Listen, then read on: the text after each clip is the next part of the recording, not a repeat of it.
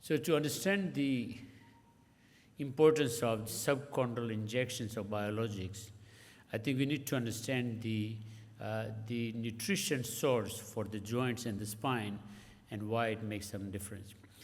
As you know, for the joints, the synovium is the source of nutrition, and synovium is produced by the cartilage. When cartilage is not there, there is no synovium.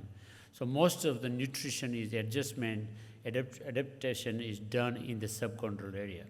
Similarly, the disc don't have the blood supply.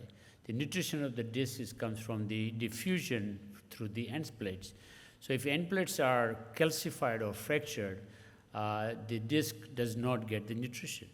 So having that basic knowledge in mind, let's try to understand why subchondral injection might be a future to improve